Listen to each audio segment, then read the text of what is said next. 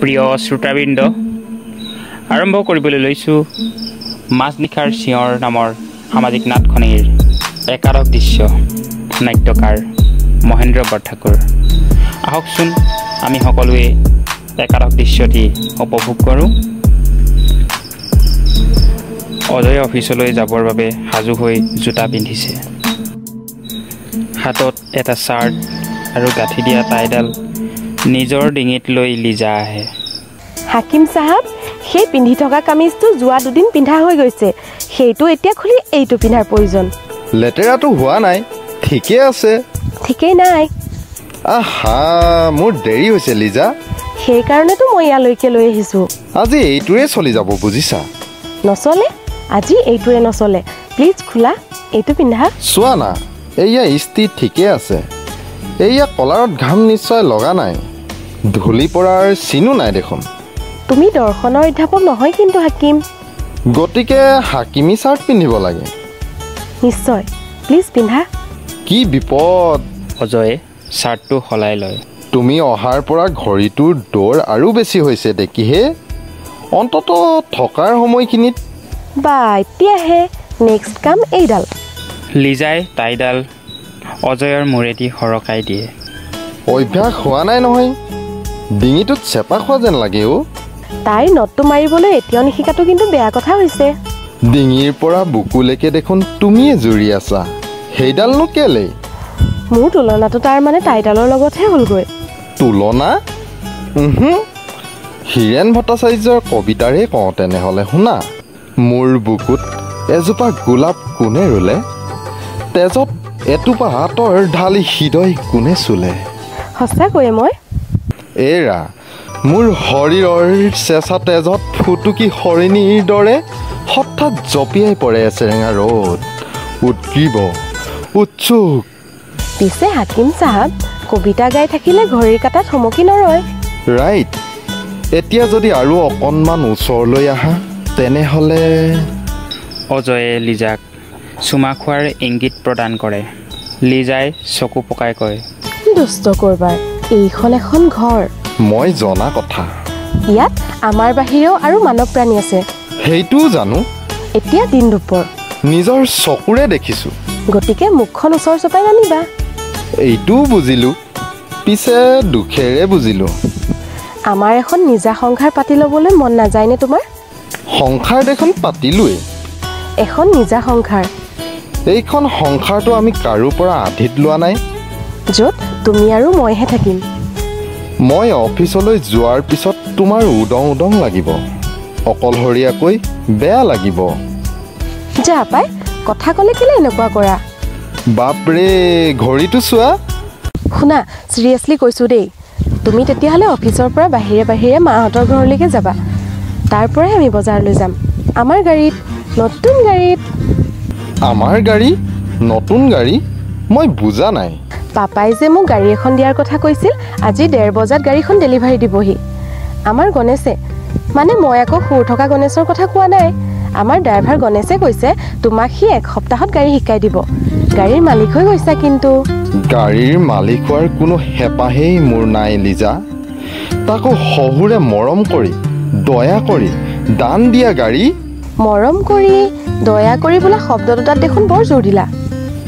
সেই গাড়ীৰ মালিকনী তুমি, মই তেমেকাহে। তুমি কথাবোৰ কেলৈ এনেকৈ কৈছা?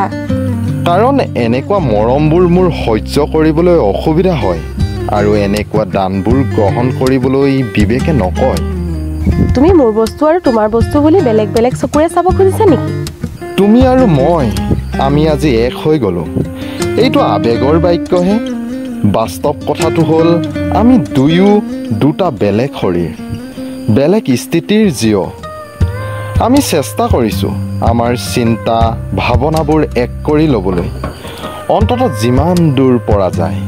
বাপৰে, ইমান গহীন কথা মই কিন্তু বুজি নাপাওঁ ভাই। ভিতৰত সুভদ্ৰাই বাবুলক গালি পাৰে। হাইজাত যাবলৈ ধৰা কৰবাৰ, এইখন বন্ধ কৰি দেখুৱাবলৈ আহিছ। বাপেৰ মাৰৰ মূৰ কৰিছ, সেইবোৰ চোৱা নহয়। মুচ, ঠাইখন ভালকৈ মুচ। কটা লেতেৰাৰ হচ, মোলৈ তেনেকৈ ঘোপাকৈ কি চাইছ? চকু উলিয়াই আনিম।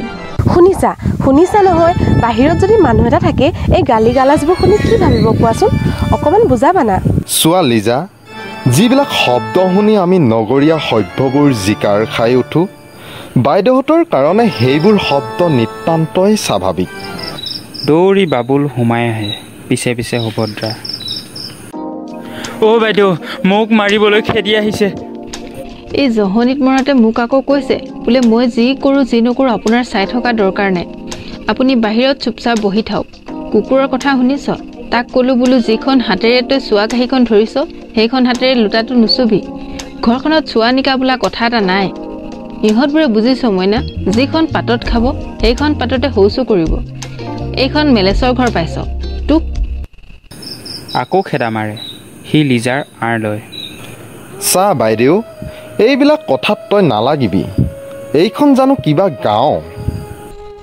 ভাতৰ চোৱা নমনা এইখন গৃহস্থ ঘৰ হ'ব পাৰেনে তাক কেনেকৈ চলাব লাগে বা ঘৰখন কেনেকৈ চলাব লাগে মই জানো নহয় বাইদেউ আপুনি এইবোৰত কিয় মাত মাতিব লাগিছে তুমিও ফালিবা বোৱাৰী তুমি নিজেনো কি নীতি নিয়মডাল মানিছাহে বোৱাৰী ছোৱালীয়ে এইবোৰ পিন্ধে এইবোৰ পিন্ধে দহে দেখিলে কি ক'ব কোৱাচোন বাবুল তই ভিতৰলৈ যা চোৱা মেচখন বাহিৰলৈ উলিয়াই ভালে ভালে ধুই পেলাগৈ ৰৈ আছ কেলৈ যা বুলিছো নহয় বাইদেউ তইনো এইবোৰত চকু দি আছ কেলৈ এওঁ চাব নহয় গোটেইবোৰ খেচি মেচি কৰি পেলালে কাৰো খং নুঠিব কচোন তই বুজিছ বাইদেউ বহি থাকিবি একো কৰিব নালাগে বোৱাৰীয়ে আছে বন কৰা ল'ৰা আছে এতিয়া তই আৰাম কৰ নোৱাৰো দেখোন কিবা বেমাৰী লাগি যায় মই এটা কথা ভাবিছোঁ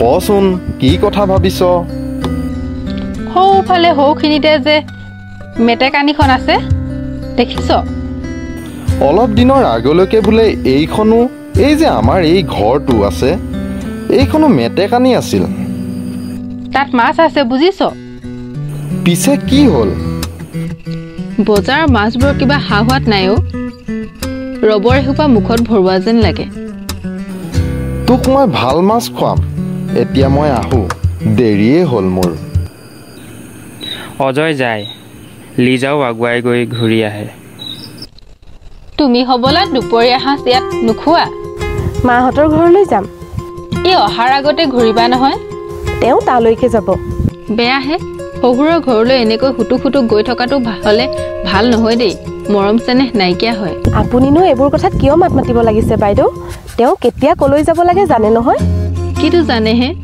জানে সি আগে পিছে বিয়াই কৰাইছিল নে শহুৰৰ ঘৰেই দেখিছিল চি কটা ঘনে ঘনে শহুৰৰ ঘৰলৈনো যায়নে তুমিওতো ক'ব লাগে সদায় গৈ থকা বেয়া তুমিও সেই হাউতকৈ মাৰৰ ঘৰ তুমি এতিয়া এজনী বোৱাৰী ছোৱালী নিজৰ ঘৰ সংসাৰ এখন আছে ফুটুক মাৰৰ ঘৰলৈ গৈ থাকিলে নোহোৱাই নহয় চাওক বাইদেউ কিছুমান কথা মই আপোনাক কওঁ বুলিও কোৱা নাই এইখন গাঁও নহয় আৰু এতিয়া আগৰ সময়ো নাই গতিকে উভুত ঘূৰে নাচি থাকিবা নাক এটা আছে নহয় দহে দেখিলে কি বুলিব এবাৰমান ভাবি গুণি চাবা মই মোৰ আই ঘৰলৈ যোৱাৰ বাবে দহে যদি দহুতা কথা কৈ কওক আপুনিনো মোৰ ঘুমাইছে কিয় কি ক'লা বোৱাৰী মই এতিয়া বেয়া কথাইহে ক'লোঁ নহয়নে মই এইবোৰ দেখি শুনি একো মাতিব নালাগে নামাতিলেই ভাল নেমাতিলে ভাল কিয় নেমাতিম মাতিমেই এইখন মোৰ ভাই ঘৰ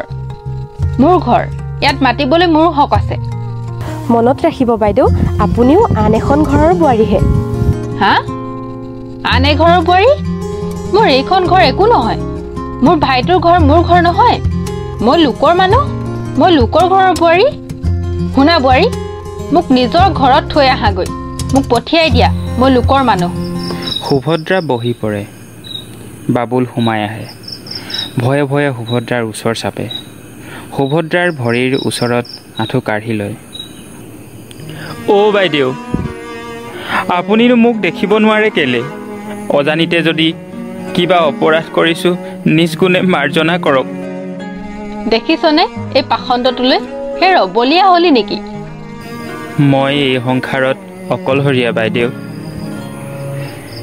ক'ব নোৱাৰা হৈ থাকোঁতেই আই বোপাই গ'ল।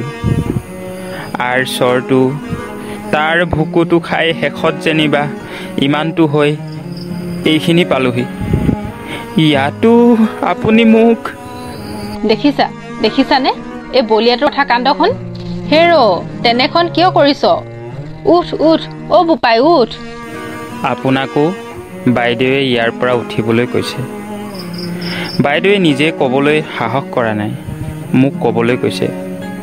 মোৰো কলিজা সৰু, সেয়েহে তামোল পাণ লৈ আহিছোঁ। শতকোটি অপৰাধ ক্ষমা কৰি। কি কলি? আকৌ এবাৰ কচোন, কি কলি তই? বাইদেউ, জন্মৰে পৰা নিথৰুৱা। আপুনি মোৰ আইৰ দৰে। আইক নাপালোঁ, আপুনিয়ে মোৰ আই। ভাবিছিলোঁ। বাবুলৰ মাতত কান্দোন মিহলি, চকু পানী মোহাৰে। সেই হতচি হোৱাটো নেপায় অ' বোপাই, নাপায়। কেতিয়াবা খং উঠে বলকো, তাকে মই নিজেও ধৰি নাথাকোঁ, তহঁতিও ধৰি নাথাকিবি। তই তামোলখন দিছ খাইছোঁ, পিছে এটা কথা তই জানই দেখোন, মান চাদা অকণ নাথাকিলে তামোলৰ জুতি নুঠে। তহঁতৰ ইয়াত আকৌ মই সেইটোৱে বৰ অসুবিধা পাইছোঁ। হেৰি কৰিমচোন বাবুল, তাৰ আগতে সুধো, তই মোক কি কৈছিলি? কিবা উঠাৰ কথা কৈছিলি নহয়? বাইদেৱে কৈছে, ইয়াত এই ড্ৰয়িং ৰুমত, এই চকীত, এই চোফাত অজৰুৱা বজৰুৱা অলেখ মানুহ বহেহি, সেয়েহে আপোনাক বহিবলৈ মানা কৰিছে। বোৱাৰীয়ে? এৰা বাইদেৱে। মই বুজিছ। মই যে ইয়াত লেতেৰা কাপোৰেৰে ভৰি হাত তুলি বহিছোঁ, বাইদেউৰে বেয়া পাইছে, হয়নে নহয় ক? মোক কোৱাটোহে কৈছোঁ। এৰা এই লেতেৰা পেতেৰা গাৰে ইয়াত বহি থকা, বেয়াও হৈছে। সুভদ্ৰাই বহাৰ পৰা উঠে। মোক আৰু কিবা এটা ক'ব খুজিছিল নহয়। এই থাওক, পিছত ক'ম। কওকচোন বাইদেউ। নকওঁ দে এতিয়া। বাইদেউ মই আহোঁ, তই কেনিও নাযাবি, আমাৰ অহা দেৰি হ'ব। চোৱা বোৱাৰী, মই পিছে বাবুলক লগত লৈ এঠাইলৈ যাম, ওচৰতে। যাব বাইদেউ। লিজা ওলাই যায়, দুয়ো চাই ৰয়। মঞ্চ এন্ধাৰ হয়। প্ৰিয় শ্ৰোতাবৃন্দ, মাজনিশাৰ চিঞৰ নামৰ নাটখনিৰ একাদশ দৃশ্যটি আজিলৈ ইমানতে অন্ত পৰিল। আমাৰ চেনেলৰ দ্বাৰা সম্প্ৰচাৰিত এই নাটখনিৰ দৃশ্যকেইটি শুনি আপোনালোকে কেনে পালে আমাক জনাবলৈ নাপাহৰিব, আৰু আপোনালোকৰ সুদিহা পৰামৰ্শবোৰ আমি সাদৰেৰে গ্ৰহণ কৰিম। ধন্যবাদ।